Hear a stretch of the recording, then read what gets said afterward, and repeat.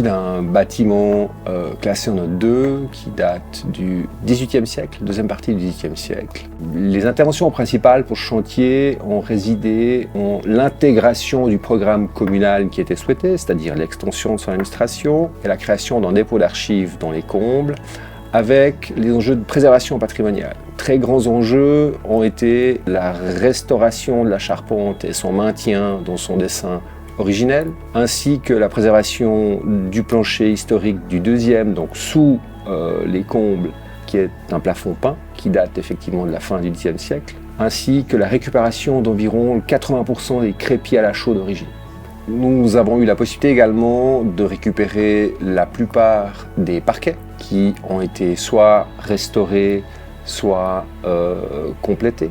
De même que le remplacement des fenêtres, nous avons donc restitué des fenêtres en chêne à l'identique, bien sûr, en nous approchant le plus possible des caractéristiques énergétiques actuelles. Nous avons également fait une étude stratigraphique pour retrouver les teintes originales dans le bâtiment que nous avons restituées dans la plupart des pièces où nous les avons trouvées. Nous avons également apporté une attention assez particulière à la cage d'escalier qui est un des éléments aussi structurant le bâtiment et donnant sur une cour intérieure qui mène jusqu'au comble.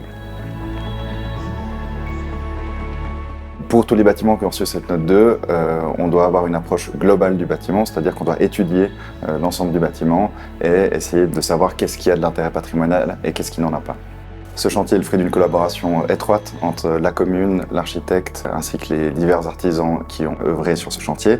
Nous avons évidemment les restauratrices d'art qui ont fait un travail considérable pour justement restituer les couleurs. Et c'est uniquement en collaborant avec tous les acteurs et actrices du projet qu'on peut arriver à un résultat de cette qualité.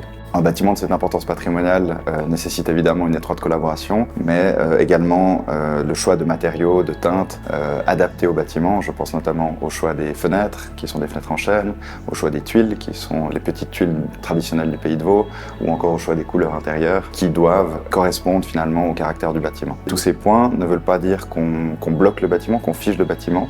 Il y a énormément d'ajouts contemporains qui sont apparus lors des discussions préalables.